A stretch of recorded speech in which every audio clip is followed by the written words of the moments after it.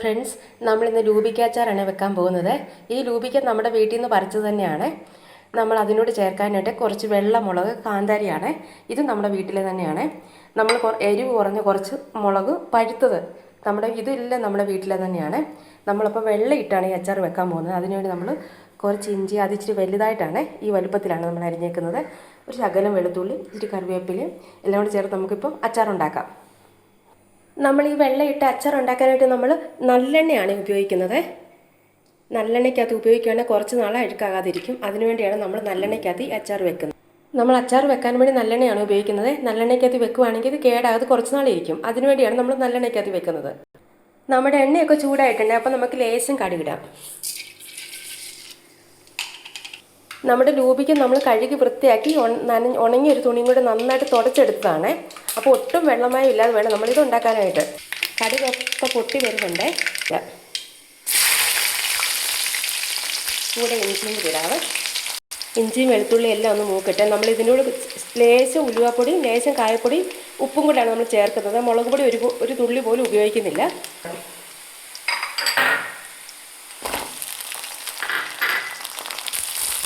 മുളകെല്ലാം ഇട്ടിട്ടുണ്ട്. ഇതെല്ലാം കൂടെ നമുക്ക് ഇച്ചിരി നേരം ഒന്ന് വഴണം. അത് കഴിഞ്ഞ് നമുക്ക് കരിവേപ്പില അവസാനം ചേർത്താൽ മതി, അതിലെ കരിഞ്ഞു പോകും. നോക്കൂ, നമ്മുടെ മുളകും ഇഞ്ചിയും വെളുത്തുള്ളിയും എല്ലാം ഒരുമാതിരി ചെറുതായിട്ടൊന്ന് വഴന്നിട്ടുണ്ട്. ഒരുപാട് മൂക്കണ്ട. നമുക്കിനി ഇതിനകത്ത് കറിവേപ്പില ചേർക്കാം. ഇനി ലേശം കായപ്പൊടി ചേർക്കാവേ. കായപ്പൊടി നന്നായിട്ട് വേണം കേട്ടോ. ഒരു 1/2 ടീസ്പൂൺ ഉലുവാപ്പൊടിയും കൂടെ ചേർക്കുന്നുണ്ട്. ഉലുവ നമ്മൾ വറുത്ത് പൊടിച്ചതായിരുന്നേ, അതുകൊണ്ട് നമുക്കിനി ഇത് വറക്കേണ്ട കാര്യമില്ലായിരുന്നു. ഇതെല്ലാം കൂടെ ഇളക്കാം. നമ്മളിതിനു വേണ്ടി 1 ഗ്ലാസ് വെള്ളമാണ് ചേർക്കുന്നത്. ഈ വെള്ളം നന്നായിട്ടൊന്ന് തിളക്കട്ടെ. ഇനി ഇതിലോട്ട് ഒരു സ്പൂൺ ഉപ്പൂടെ ഇടാം. ഇനി 1 ടീസ്പൂൺ ഉപ്പൂടെ നമുക്ക് ചേർക്കാം. ഇനി ഇത് നന്നായിട്ടൊന്ന് തിളയ്ക്കണേ. ഈ ലൂബിക്ക് എന്തുമാത്രം ഉണ്ടെന്ന് നമുക്കറിയത്തില്ല. നമ്മുടെ ലൂബിയെന്ന് പറിച്ചതാണ്. ഒരു 1/2 കിലോ കാണുമായിരിക്കും. നോക്കി, നമ്മുടെ ഇതെല്ലാം കൂടെ നന്നായിട്ടൊന്ന് തിളച്ചിട്ടുണ്ട്. അപ്പോൾ നമുക്കിനി ഇത് ലൂബിക്ക ഇടാം.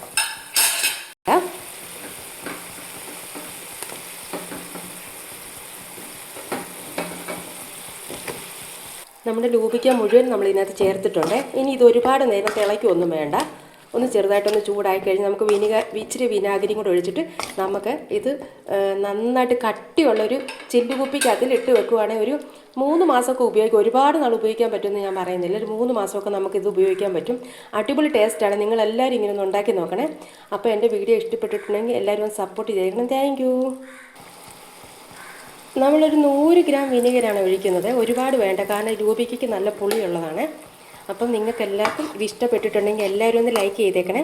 കൂടാതെ എല്ലാവരും ഒന്ന് ട്രൈ ചെയ്ത് നോക്കുന്നത്. എളുപ്പമാണ് ഉണ്ടാക്കാൻ, ഒരു പാടുമില്ല. ഇപ്പോൾ നമ്മുടെ വീട്ടിൽ ലൂബിക്ക ഉണ്ടായിരുന്നതുകൊണ്ടാണ് നമ്മളിതിപ്പോൾ ഉണ്ടാക്കിയത്. അപ്പോൾ ഇത് എല്ലാവർക്കും ഇഷ്ടപ്പെടും. എല്ലാവരും ഒന്ന് ഉണ്ടാക്കി നോക്കണേ. അപ്പോൾ താങ്ക് യു.